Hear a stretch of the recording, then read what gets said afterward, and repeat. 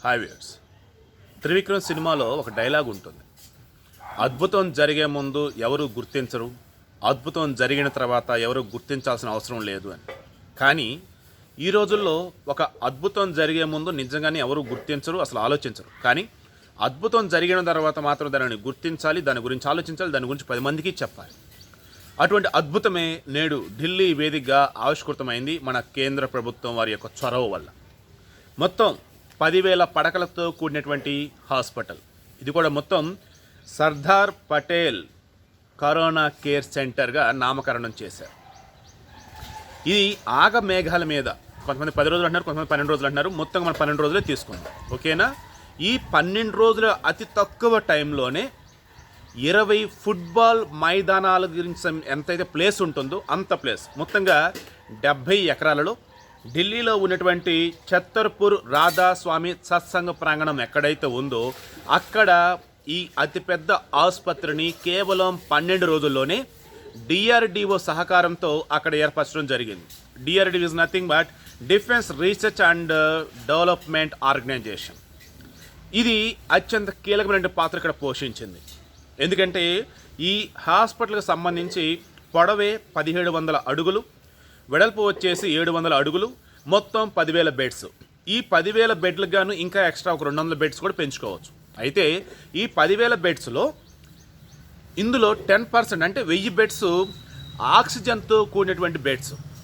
అంటే ఒక రకంగా క్రిటికల్ సిచ్యువేషన్ ఉన్నటువంటి వాళ్ళు ఉంటారు చూసి, ఆక్సిజన్ అందకుండా ఇబ్బంది పడేవాళ్ళు, వాళ్ళకు సంబంధించి 1000 బెడ్స్. మిగతా 9,000 బెడ్స్ ఎవరి కోసం అన్నప్పుడు ఇక్కడ కరోనా ఉంటుంది వాళ్ళకి, కానీ తీవ్రమైనటువంటి దగ్గు, జ్వరం, జలుబు లైక్ ఈ వేలో ఉండడం, అంటే సిమ్టమ్స్ హెవీగా ఉండవు, వాళ్ళు నార్మల్ వేలోనే ఉంటారు, బట్ కరోనా పాజిటివ్ ఉంటుంది. అటువంటి వాళ్ళ కోసం 9,000 బెడ్స్. తర్వాత ఈ 1000 బెడ్లు ఏవైతే ఉన్నాయో ఈ 1000 బెడ్లకు సంబంధించి ఐసీ ఫెసిలిటీ కావచ్చు, ఆక్సిజన్ ఫెసిలిటీ కావచ్చు, అన్నీ కూడా ఫుల్ ప్లెడ్జ్డ్గా ఏర్పరచడం జరిగింది. తర్వాత ఈ ఐసీయూ అండ్ వెంటిలేటర్స్ ఉన్నటువంటి వార్డు ఏదైతే ఉందో దానికి మన అమర జవాన్ అనేటువంటి కల్నల్ సంతోష్ బాబు పేరు పెట్టడం జరిగింది. ఇవే కాకుండా మొత్తం ఒక్కొక్క ఎన్క్లోజర్కి 50 పడకలు అనేవి ఉంటాయి. ఇలా మొత్తం 10,000 బెడ్స్ కదా, అంటే 200 ఎన్క్లోజర్స్ ఉన్నాయి.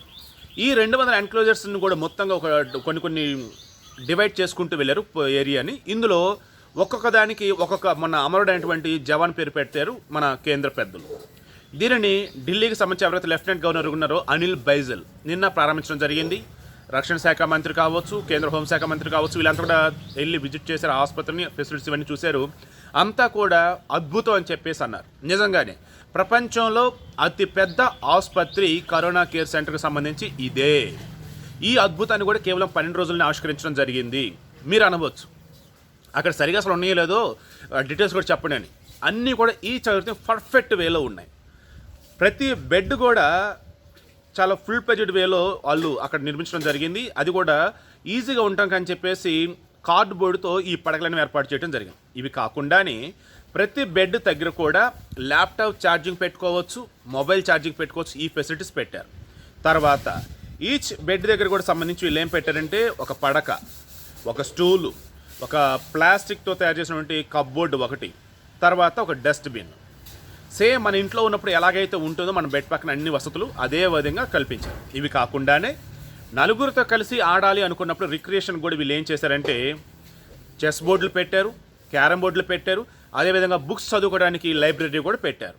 సో కరోనా లక్షణాలు అంతగా లేనటువంటి వాళ్ళు ఎవరైతే ఉన్నారో వాళ్ళు ట్రీట్మెంట్ తీసుకోవడానికి దిస్ ద బెస్ట్ అన్న వేళ ఇది ఇల్లు ఇక్కడ నిర్మించడం జరిగింది. తర్వాత మనం ముందుగా అనుకున్నట్టుగానే ఇక్కడ వచ్చేటప్పటికి అన్ని ఫెసిలిటీస్ ఉన్నాయి అన్న కదా. ఫెసిలిటీ అనగానే ఫస్ట్ గుర్తు రావాల్సింది ఏంటిది? ఎక్విప్మెంట్ ఉంది.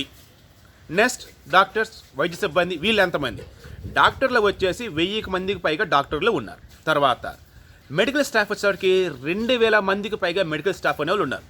1000 మందికి పైగా డాక్టర్లు, 2,000 మందికి పైగా మెడికల్ స్టాఫ్, మొత్తం 10,000 బెడ్లు. ఇందులో 90% ఏమో కరోనా లక్షణాలు అంతగా హెవీగా లేనటువంటి వారి కోసం, 1000 బెడ్లు వచ్చేసరికి ఏమో కరోనా లక్షణాలు ఉండి ఇబ్బంది పడుతున్న వాళ్ళ కోసం ఐసోలేషన్ అండ్ వెంటిలేటర్ కావచ్చు, ఆక్సిజన్ కావచ్చు, ఇవన్నీ ఫెసిలిటీస్ కల్పించేసి ఇవన్నీ కలగలిపితేనే నిన్న ఈ అద్భుతం అనేది ఆవిష్కృతమైంది. అది కూడా కేవలం 12 రోజుల్లోనే. ప్రపంచం అంతా కూడా ఈరోజు కొనియాడుతుంది భారతదేశాన్ని.